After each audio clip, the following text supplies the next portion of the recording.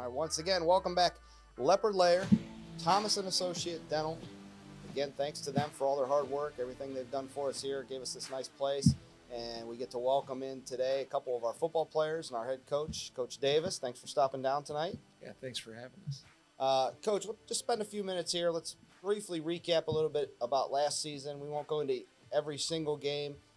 If you would, though, just kind of take us from the beginning of the season and maybe talk about some key moments through the season where you saw some development, some growth with some of the players, and then we'll talk about maybe some other things leading into next year.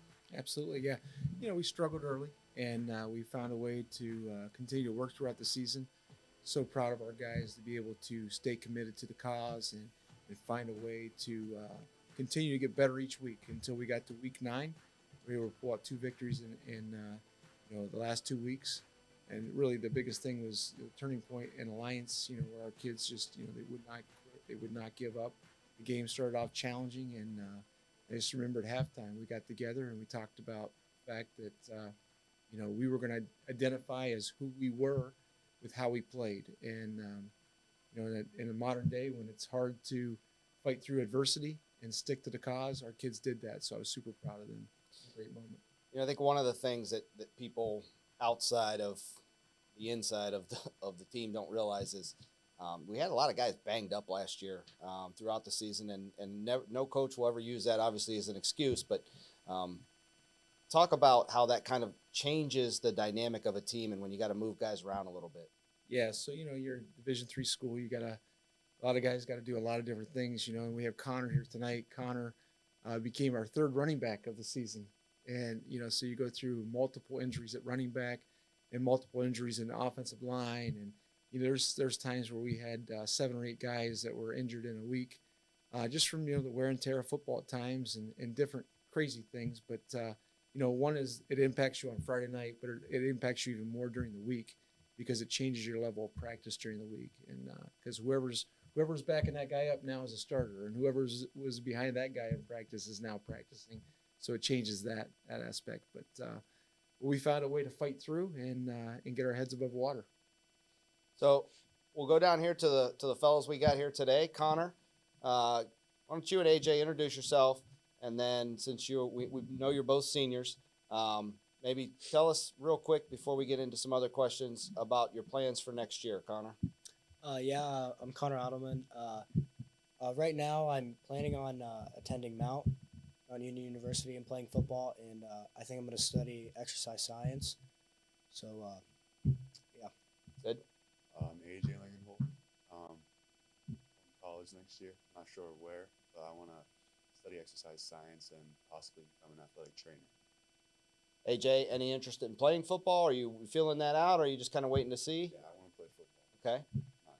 Any leaders in the clubhouse right now, or not really? Just have you gone on a couple visits? Yeah, I went to Notre Dame last weekend up in Cleveland, and I'm going to Youngstown State next week. Good. So figuring all that out. One of the things I think that people will realize as they stand there, AJ, what are you, about 6'6"? Yeah. So little difference there from Connor to AJ. Connor did a great job at safety. Had to come in and play a little offense, as Coach mentioned. Talk to us a little bit about the mindset going into the week, knowing when you're trying to do 2 different things and stay on the field as much as possible. How do you condition yourself for that? Well, there's only certain things you can do to prepare during the week. I mean, obviously physically, drink water, eat right, be prepared during the week. But I think when it comes game time, it really is just your mindset, and it's kind of just the will. And I mean, the mindset for me was just do whatever I can to help my team. So that's what I did, and I fought through it. So good. And AJ, I know you spent a lot of time on the field, both sides of the football. Do you prefer one side of the football to the other, or not really? Probably like offense more. Yeah. Catching passes. Honestly, just helping the team as much as I can, even though it's offense. You did a little punting, a little kicking, a little bit of everything this year, huh? Those guys are good to have on a team, huh, Coach? Absolutely, yeah. AJ can do it all. Coach, both these guys can. talk to us about Connor got some awards this year, and then throw you off the top of your head here. Do you remember what Connor received? Connor was our team MVP. Okay. He got all Inland District, first team It was the honorable mention. I'm sorry, No, it was first team all district. first team all district. Honorable mention Ohio. There you Yeah, go. there you go.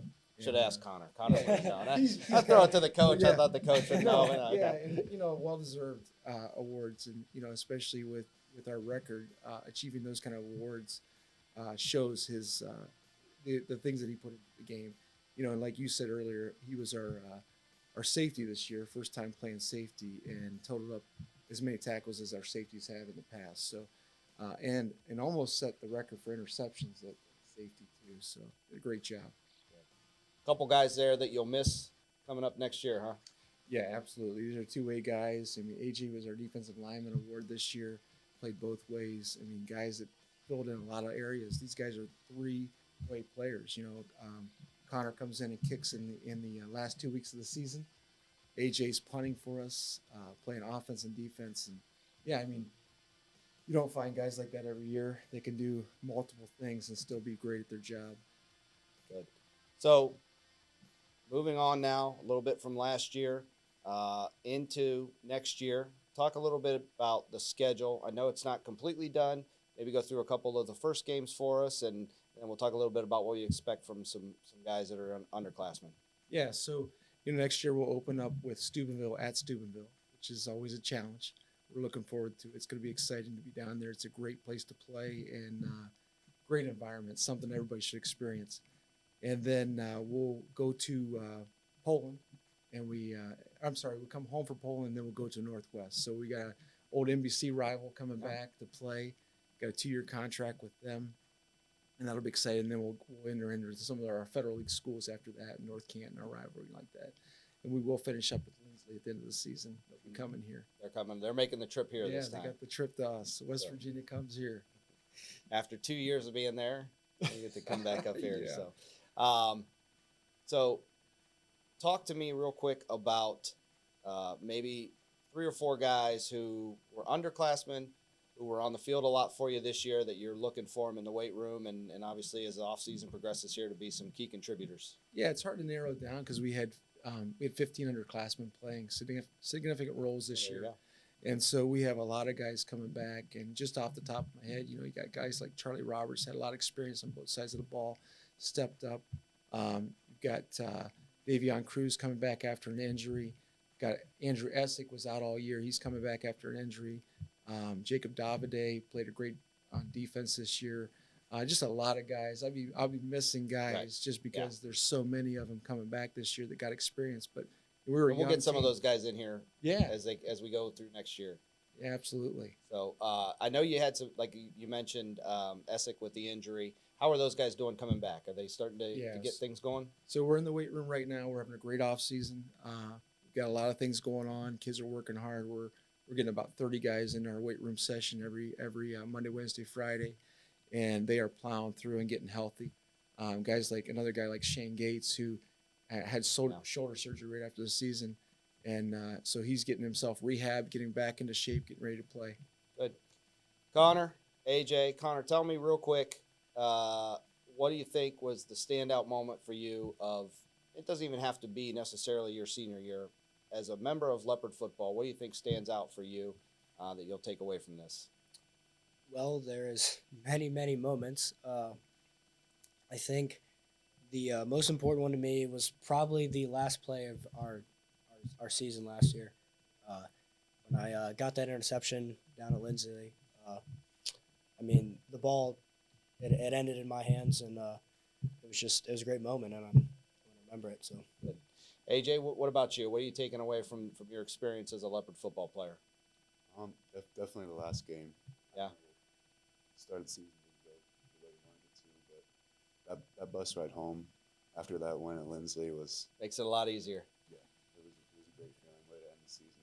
And AJ, you're playing basketball now, right? Yes. Okay. How's that basketball team doing? Great. Yeah?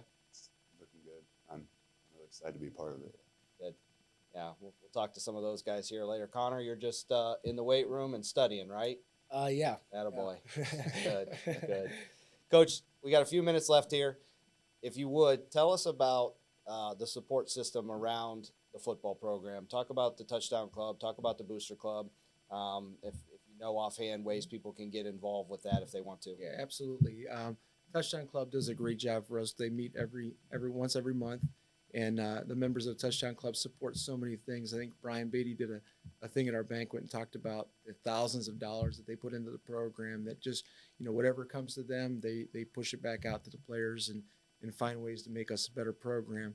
And their support is phenomenal. And then Booster Club does a great job whenever we need something from them. They're there for us, and so both of those clubs are, we encourage people to be a part of, because it goes right back to our athletes and then helps us find ways to win. Okay, Leopard football, looking for big things next year. Tough season this year, looking for some rebound coming back next year. Guys, Connor, AJ, thanks for coming out tonight. Appreciate you being here. Coach, thanks for stopping. This will not be the last we see of you, I'm sure, down here in our lair.